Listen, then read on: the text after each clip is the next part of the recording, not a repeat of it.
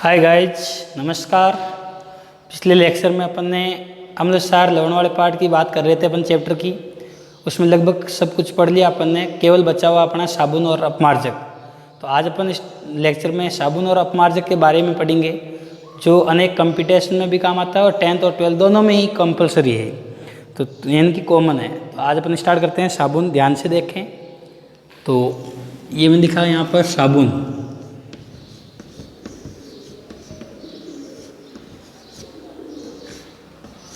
साबुन क्या होता है, सबसे पहले ये पता होना चाहिए अपने को। साबुन, अब देखो साबुन जो होता है ना, वो उच्च वसा अम्लों के सोडियम या पोटेशियम लवण होते हैं, उनको बोलते हैं साबुन। यानी कि उच्च वसा अम्लों के सोडियम और पोटेशियम लवणों को साबुन कहा जाता है। तो एक बार ये अपन लिखते हैं, ये देखो, उच्च वसा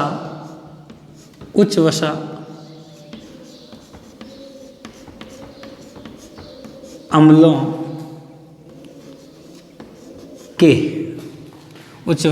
के सोडियम या पोटेशियम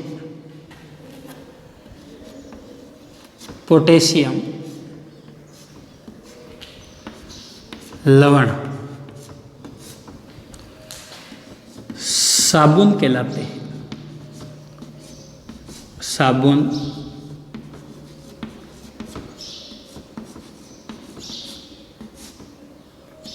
कहलाते हैं ये। अब देखो, जैसे उच्च वसा अम्ल कौन कौन से हो गए, ये हो गए आपके, जैसे देखो मैं लिख दिया यहाँ पर, ये तो हो गया अम्ल का सूत्र RCOOH। यहाँ पर जो ये R है, ये R क्या हो गया, एल्किल ग्रुप। क्या हो गया, एल्किल ग्रुप हो गया। यानी कि इस R के स्थान पर अपन कोई भी एल्किल ग्रुप ले सकते हैं। तो देखना अब इसको कौन कौन से अम्ल बनते हैं। जैसे R के स्थान पर मैंने लिया C17 और H35, और ये मैंने लिख दिया COOH। तो ये जो बना, इसको बोलते हैं स्टीरिक अम्ल। क्या बोलते हैं,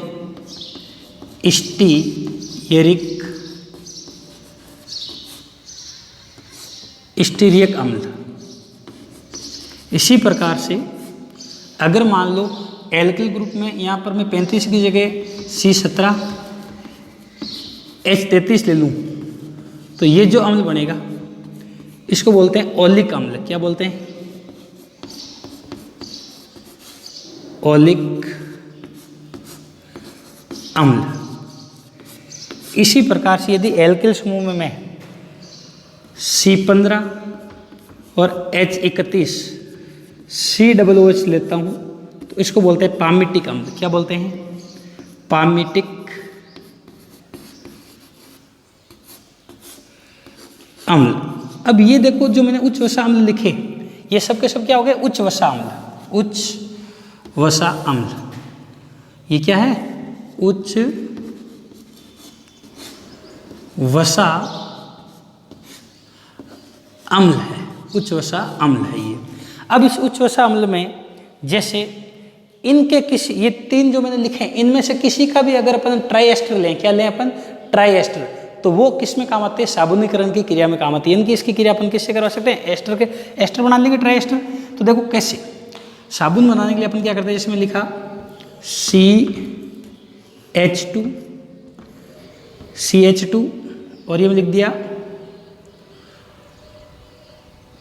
COO, और ये आपका हो गया C17 H35 CH COO C17 H35, और ये मैं ले लिया CH2 COO C17 H35। ये क्या हो गया, उच्च वसा अम्ल, उच्च वसा ना, या अपन कह सकते हैं तेल। ठीक है। अब इसकी क्रिया मैं किससे कराऊंगा? सार से। किससे क्रिया करूंगा? सार से करूंगा। ये लिया मैंने NaOH और इसको मैं क्या करूंगा? गर्म करूंगा। क्या करूंगा? गर्म करूंगा। जैसे ही करूंगा, अब देखो यहाँ पर ये कितने हैं? ये देखो 1 2 और ये 3। तो अपने को यहाँ पर ये सोडियम भी कितने चाहिए? 3 चाहिए। 3 स्टीरेट समूह हो गए। तो यहाँ से मैंने इसको क्या किया?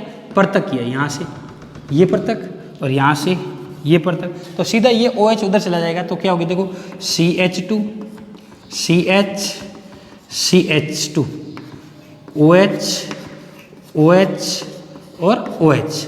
ये जो बना इसको बोलते हैं ग्लिसरॉल या ग्लिसरीन। ग्लिसरॉल कह दो या ग्लिसरीन कह दो, ग्लिसरीन या ग्लिसरॉल एक ही बात है। ग्लिसरॉल प्लस जो बना वो आपका क्या बन गया? साबुन। देखो क्या बन गया? साबुन C17 H35 COONA। और ये जो बना इसको अपन बोलते हैं साबुन। और कितने अणु बने यहाँ पर? 3 बने गए। कितने बन गए? 3। ये 3। तो ये जो अभिक्रिया आई ये इसको क्या बोलते हैं? साबुनीकरण। क्या बोलते हैं? साबुनीकरण की क्रिया। साबुनीकरण प्रक्रिया। साबुनीकरण प्रक्रिया। अब साबुनीकरण क्या हुआ? साबुनीकरण का मतलब क्या हुआ? साबुन बनाने की क्रिया को क्या बोलते हैं? साबुनीकरण। साबुन बनाने की क्रिया ही क्या कहलाती है? साबुनीकरण। अब देखो मेरे सामने ये क्या आ गया? साबुन आ गया। अब जैसे ये C17, ये यहाँ पर लिख रहा हूँ, देखना ये मैं लिखा C17 H35 COO और Na। ये है, ये क्या है? आपका साबुन है।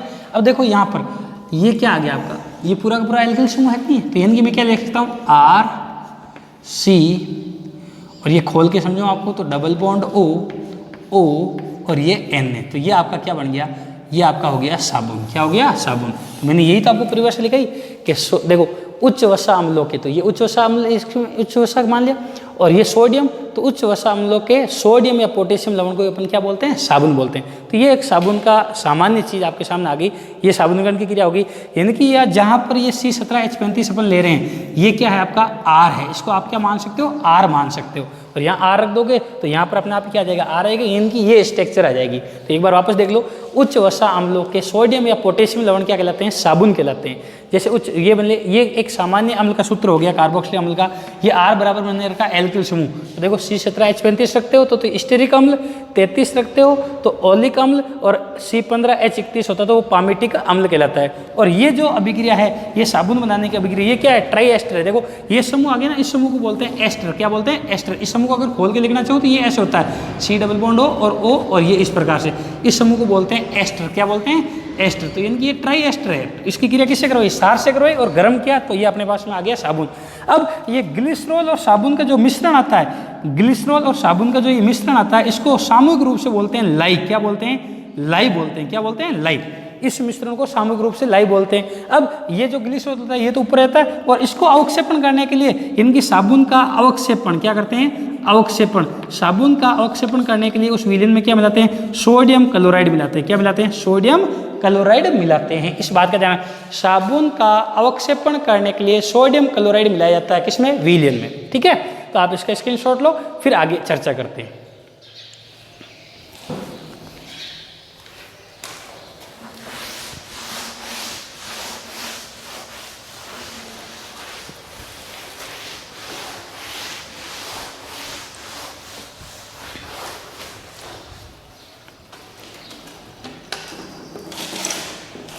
अब देखो मैंने लिया साबुन और आपको समझाया मैंने, जैसे अभी ये आया था C17 H35 और COONA, यही था या? अब अगर मैं आपको ये समझाऊं तो देखो ये कितने हैं? C17 है। कितने हैं? C17। तो देखना CH3 CH2 CH2 CH2 CH2 CH2 CH2 CH2 CH2 CH2 कितने हो गए? 1 2 3 4 5 6 7 8 9 10। CH2 CH2 CH2 CH2। अब देखो कितने हो गए?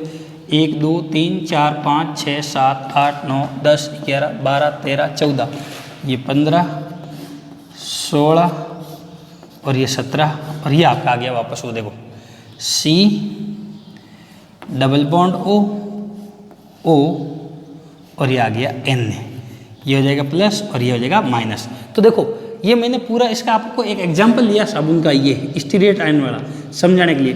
देखो यहाँ से लेकर के ये पूरा का पूरा भाग क्या है, यहाँ तक हाइड्रोकार्बन भाग है। कैसा भाग है? हाइड्रोकार्बन भाग, हाइड्रोकार्बन भाग, हाइड्रोकार्बन भाग जिसको बोलते हैं पुच्छ। क्या बोलते हैं? पुच्छ बोलते हैं। क्या बोलते हैं? पुच्छ बोलते हैं। ये हाइड्रोकार्बन भाग और ये क्या हो गया? पुच्छ हो गया।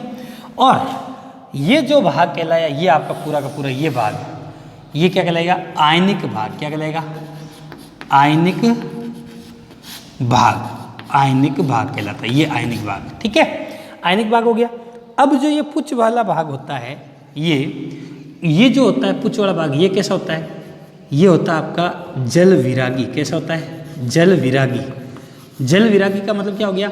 जल प्रतिकर्षी, यानी कि जल से दूर भागने वाला, जल प्रतिकर्षी। जल प्रतिकर्षी होता है, यानी कि ये चिकनाई को घेरता है केवल। जबकि ये जो आयनिक भाग होता है, ये कैसा होता है? ये होता है जल स्नेही। कैसा होता है? जल स्नेही भाग होता है, जल स्नेही। इनकी अपन कह सकते हैं जल रागी, यानी कि ये जल को साथ क्रिया करेगा, जल से प्यार करेगा ये एक तरह से। अब जो ये पूरा का पूरा भाग है, इसको अगर मैं शॉर्ट में दर्शाना चाहूँ तो जो ये हाइड्रो वाला, इसको अगर शॉर्ट में लिखना चाहते कैसे लिख दो? हाइड्रोकार्बन वाला जो भाग होता है उसको इस प्रकार से स्ट्रक्चर किया जाता है, इस प्रकार से। और जो ये आयनिक भाग है इसको अपन क्या करते हैं? इस प्रकार से। ये तो ये हो गया माइनस, क्या हो गया? माइनस। तो ये इसको शॉर्ट में दर्शाने के लिए, तो ये तो क्या हो गया? अध्रुवीय भाग, अध्रुवीय भाग। और ये क्या हो जाएगा? ध्रुवीय भाग, ध्रुवीय भाग। इसको अपन ऐसे भी दर्शा सकते हैं। देखो ये आपका हो गया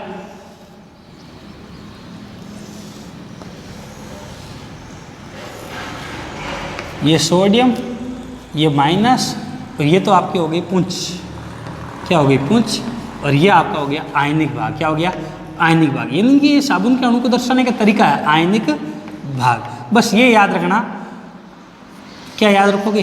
कि जो ये अध्रुवीय भाग होता है, अध्रुवीय भाग, ये अध्रुवीय भाग तो होता है जल विरागी। कैसा होता है? जल विरागी। और ध्रुवीय भाग होता है जल रागी, यानी कि जल में घुलने वाला, जल में घुलने वाला। तो ये एक साबुन की स्ट्रक्चर थी आपके सामने। अब देखो ये आप आराम से कर सकते हो, कोई दिक्कत वाली बात नहीं। ठीक है, तो आप इसका ये मैंने केवल आपको स्ट्रक्चर बताया खोल के कि किस प्रकार से ये हाइड्रोकार्बन भाग होता है। तो लंबा वाला कौन सा हो गया? हाइड्रोकार्बन भाग। और ये होता है अध्रुवीय, जो तेल या चिकनाई को घेरता है, तेल या चिकनाई को घेरता है, यानी कि जल प्रतिकर्षी होता है। जबकि ध्रुवीय भाग जो होता है वो जल रागी होता है, यानी कि जल के अणु के साथ क्रिया करता है। तो देखो इसका स्क्रीनशॉट लो, फिर अपन पढ़ते हैं आगे। अब आता है अपमार्जक। क्या आता है? अपमार्जक आता है। लेकिन अब देखो अपमार्जक से पहले साबुन जो होते हैं ना, दो प्रकार के होते हैं। एक तो होता है कठोर साबुन और एक होता है कोमल। कठोर और कोमल। कठोर साबुन, अगर सोडियम लवण वाला कोई साबुन होगा तो उसे बोलते हैं कठोर। क्या बोलते हैं? कठोर। सोडियम वाला होता है कठोर, और पोटेशियम वाला होता है तो उसको बोलते हैं मृदु साबुन, जो दाने के साबुन वगैरह में काम आते हैं, मृदु साबुन। ठीक है, इनकी ये लिख देता हूँ लोग, RCOONA, और ये में लिख दिया RCOO, और ये में लिख दिया K। तो ये तो पोटेशियम लवण वाला, ये तो कहलाएगा मृदु साबुन। क्या कहलाएगा? मृदु साबुन। ठीक है, और ये कहलाएगा कठोर साबुन। क्या कहलाएगा? कठोर साबुन। कठोर साबुन, कठोर साबुन। ये काम आता है नहाने वगैरह के साबुन में, और ये आता है धोने वाले साबुन बनाने में काम आता है, इस प्रकार से। अब अपन जो टॉपिक लेते हैं आज का, वो लेते हैं अपमार्जक। नेक्स्ट अपमार्जक। अपमार्जक ये एक आपका अलग से फिर साबुन हो गया अपमार्जक। ये लो, सबसे पहले बात आती है अपमार्जक की, कि ये अपमार्जक जो शब्द है, ये अपमार्जक शब्द आपका लिया गया लैटिन भाषा से। किससे लिया गया? लैटिन भाषा से। और इस शब्द का जो अर्थ होता है, अर्थ वो क्या होता है? होता है to wipe clean. To wipe clean, यानी कि स्वच्छ करने वाला, स्वच्छ करने वाला, स्वच्छ करने वाला।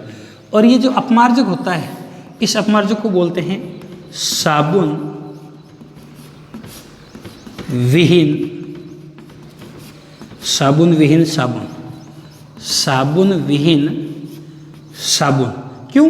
क्योंकि ये एक साबुन की तरह सफाई तो करता है लेकिन वास्तव में साबुन नहीं होता है। अब बात आती है इसकी परिभाषा की, तो देखना ये जो अपमार्जक होते हैं, अपमार्जक, ये अपमार्जक क्या होते हैं? लंबी हाइड्रो कार्बन, लंबी हाइड्रोकार्बन शाखा, लंबी हाइड्रोकार्बन शाखा युक्त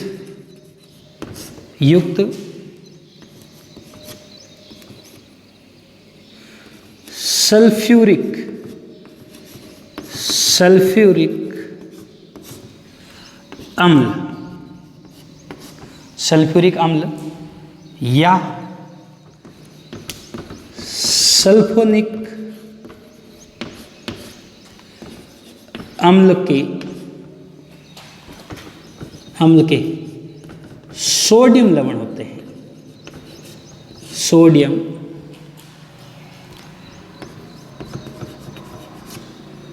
लवण होते हैं। लंबी हाइड्रोकार्बन शाखा युक्त सल्फ्यूरिक अम्ल या सल्फोनिक अम्ल के सोडियम लवण होते हैं कौन? अपमार्जक। इनकी कैसे, देखो एग्जाम्पल के तौर पर बताता हूँ आपको अपमार्जक। जैसे ये मैं लिखा R और ये मैं लिख दिया O, SO2 O और Na, इनकी ये अपमार्जक का सूत्र हो गया। तो यहाँ पर देखो ये क्या आ गया? सल्फोनेट समूह आ गया। इसी प्रकार से alkyl sodium alkyl benzene sulphonate भी होता है R, ये फिर मैं लिख दिया C6H5SO2ONA, तो ये भी क्या हो गया? अपमार्जक का सूत्र हो गया। ये अपमार्जक, इनके अपमार्जक होते हैं, लेटिन भाषा से लिया गया है। इसका अर्थ होता है स्वच्छ साफ करने वाला, साबुन साबुन होता है, इनकी साबुन की तरह कार्य करता है लेकिन साबुन नहीं होता है। लंबी हाइड्रोकार्बन शाखा युक्त सल्फ्यूरिक अम्ल या सल्फोनिक अम्ल के जो व्युत्पन्न होते हैं या उसके सोडियम लवण, वही क्या कहलाते हैं? अपमार्जक कहलाते हैं। क्या कहलाते हैं? अपमार्जक कहलाते हैं। और अपमार्जक को अच्छा बनाने के लिए इसमें मिलाया जाता है पॉलीफॉस्फेट। क्या बनाया जाता है? मिलाया जाता है पॉलीफॉस्फेट मिलाया जाता है, ध्यान रखना। अब देखो यहाँ बात आती है कि अपमार्जक जो होता है, अपमार्जक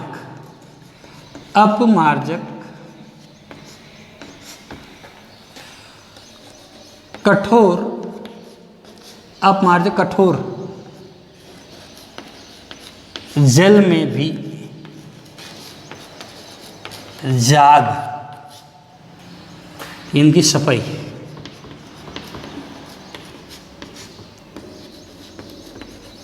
करते हैं, इनकी जाग देते हैं, क्योंकि ये जल में उपस्थित कैल्शियम और मैग्नीशियम आयनों से क्रिया करके घुलनशील लवण बनाते हैं, घुलनशील लवण बनाते हैं। लेकिन याद रहे कि साबुन जो होता है वो कठोर जल में जाग नहीं देता था, सफाई नहीं कर पाता। क्यों?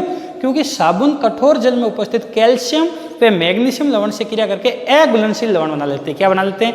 अघुलनशील लवण बना लेते हैं। किससे क्रिया करके? साबुन जो है कठोर जल से क्रिया करके। ठीक है, तो देखो ये हो गया यहाँ तक। इसके बाद देखना, अब जो नेक्स्ट होता है वो आप देखो कि अपमार्जक जो होता है वो कितने प्रकार का होता है? 3 प्रकार का। कितने प्रकार का होता है? ये अपमार्जक होते हैं 3 प्रकार के। कितने प्रकार के? 3। कौन कौन से? एक तो होता है ऋणायनिक, एक तो होता है ऋणायनिक अपमार्जक, ऋणायनिक अपमार्जक। एक होता है धनायनिक, और एक होता है आपका उदासीन, या अपन कह सकते हैं अनआयनिक। क्या कह सकते हैं? अनआयनिक अपमार्जक। अब देखो ऋणायनिक अपमार्जक, ऋणायनिक का मतलब हो गया इसमें सफाई करने वाला जो भाग होगा वो कौन सा होगा? ऋणायन। इसमें होगा धनायन और इसमें कोई भी आयन नहीं होगा। अब देखो ऋणायनिक का एक सबसे अच्छा एग्जाम्पल होता है, वो होता है ये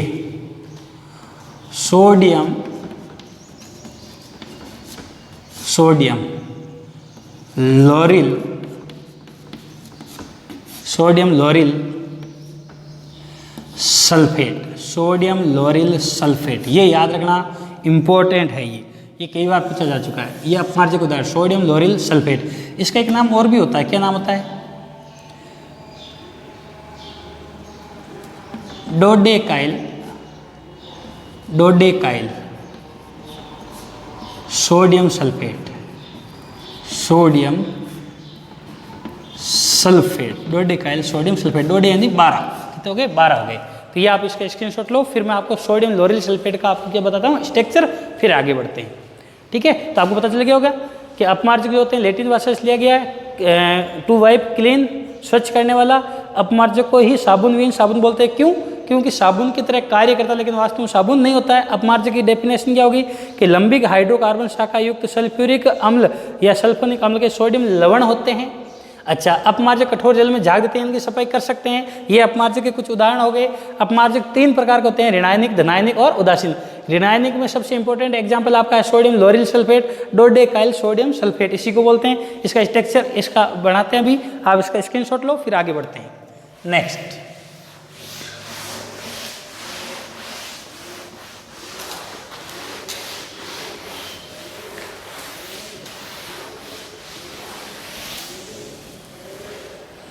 अब अपना आता है, जैसे अभी मैंने आपको कहा सोडियम लोरिल सल्फेट, तो देखो sodium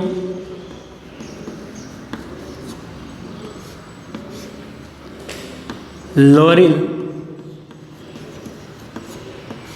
sulphate, sodium lauryl sulphate, ये।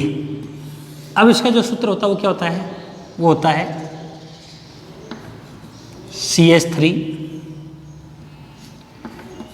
CH2 10 CH2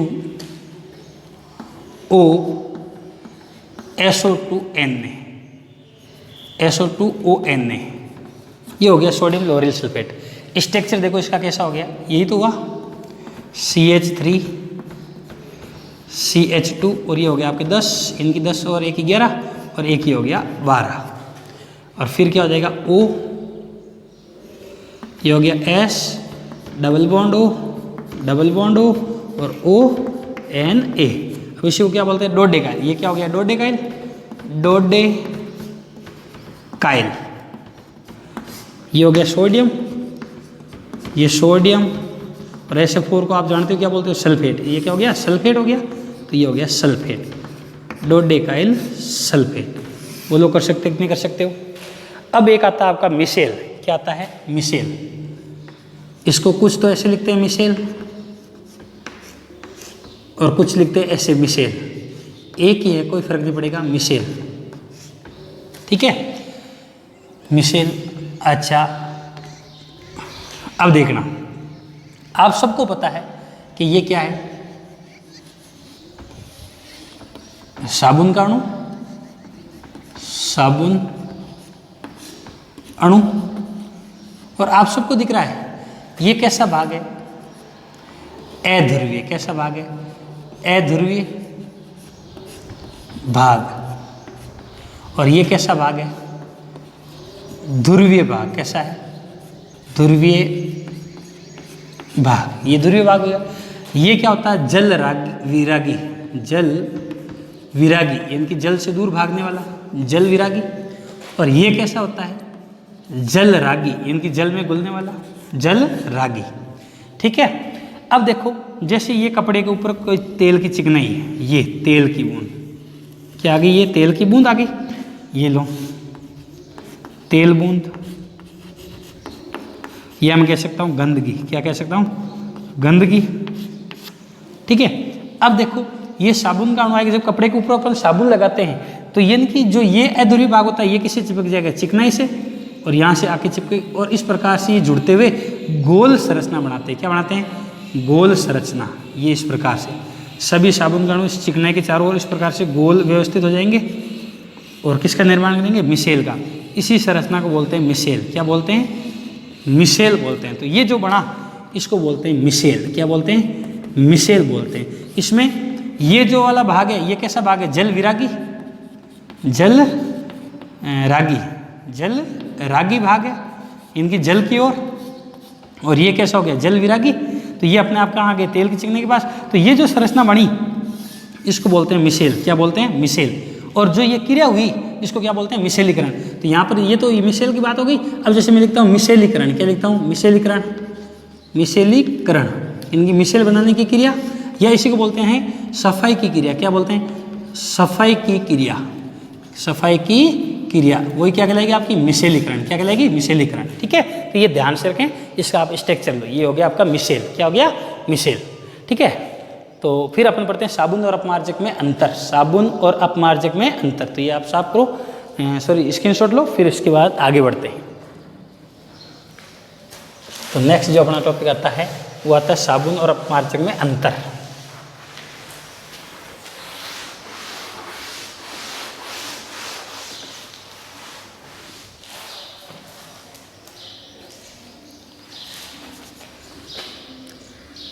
साबुन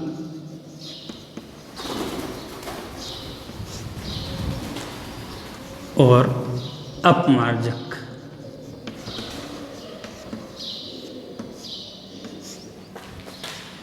में अंतर। साबुन और अपमार्जक में अंतर, ये ठीक है। साबुन और अपमार्जक में अंतर। इधर मैंने लिखा साबुन, क्या लिखा? साबुन। और इधर मैंने लिख दिया अपमार्जक, क्या लिख दिया? अपमार्जक, अपमार्जक। और ये मैंने बोर्ड के कर दी 2 भाग। कितने भाग कर दिए? 2 भाग। तो देखो सबसे पहली बात नंबर 1, साबुन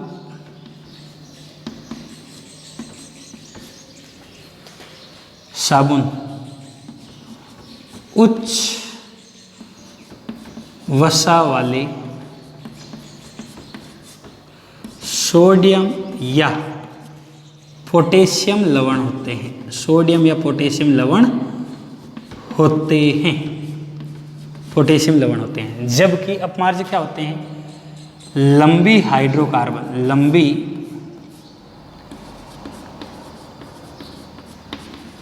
हाइड्रोकार्बन श्रृंखला वाले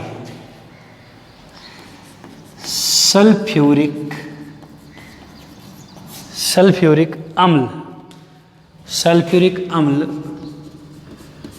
या सल्फोनिक अम्ल के व्युत्पन्न होते हैं। क्या होते हैं? व्युत्पन्न होते हैं। एक दूसरी बात, साबुन का जलीय विलयन, साबुन का जलीय विलयन कैसा होता है? क्षारीय होता है। कैसा होता है? क्षारीय। साबुन का जलीय विलयन कैसा होगा? क्षारीय होता है, क्षारीय होता है। ये हो गया। जबकि अपमार्जक का जलीय विलयन कैसा होता है? उदासीन होता है। कैसा होता है? उदासीन होता है, उदासीन होता है। अब देखो ऐसा क्यों कि ये जो साबुन होता है, साबुन ये किसके बने होते हैं? दुर्बल अम्ल प्लस प्रबल क्षार के होते हैं, प्रबल क्षार के, इसलिए ये कैसे होते हैं? क्षारीय। ठीक है। जबकि अपमार्जक जो होता है वो किसका बना होता है? प्रबल अम्ल। सल्फ्यूरिक अम्ल कैसा है? प्रबल है कि नहीं है ना? प्रबल प्लस प्रबल क्षार, प्रबल क्षार के बने होते हैं, इसलिए ये कैसे होंगे? उदासीन। क्यों? अम्ल क्षार के प्रभाव को, क्षार अम्ल के प्रभाव को क्या कर देता है? नष्ट कर देता है। ठीक है। 3 नंबर, साबुन जो होते हैं वो कठोर जल में क्या देते हैं, जाग देते हैं। क्या देते हैं भाई, जाग, इनकी सफाई कर सकते हैं, जाग देते हैं। जब सॉरी जाग नहीं देते, सॉरी जाग नहीं देते हैं। जबकि अपमार्जक होते हैं कठोर जल में, कठोर जल में क्या देते हैं, जाग देते हैं। कारण बता चुका हूं। ये क्या बना लेता है, एगुलन, ये क्या बना लेते हैं, एगुलनशील लवण, जैसे RCOO, और ये 2, और ये क्या हो जाएगा कैल्शियम, या क्या आ जाएगा मैग्नीशियम, और ये कैसा होता है, एगुलनशील लवण होता है। कैसा होता है, एगुलनशील लवण बना लेता है, एगुलनशील लवण। जबकि ये कैसे बनाते हैं, घुलनशील। ठीक है। नेक्स्ट, लंबे समय तक उपयोग करने से कपड़े क्या हो जाते हैं, खराब, कपड़े खराब। जबकि इसमें लंबे समय तक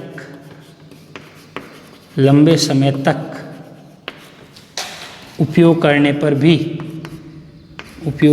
भी कपड़े, इनकी रेसे खराब नहीं होते हैं। ये मुख्य रूप से अंतर हो गया साबुन और अपमार्जक में। तो आराम से कर सकते हैं बस। ठीक है, बस ये याद रखना कि कठोर जल के अंदर साबुन जाग नहीं देता है। तो आज के लिए इतना ही है। नेक्स्ट लेक्चर में आपके लिए कोई नया चैप्टर लेकर आऊँगा। तब तक के लिए आप लर्न करें, प्रैक्टिस करें। ठीक है ना, धन्यवाद।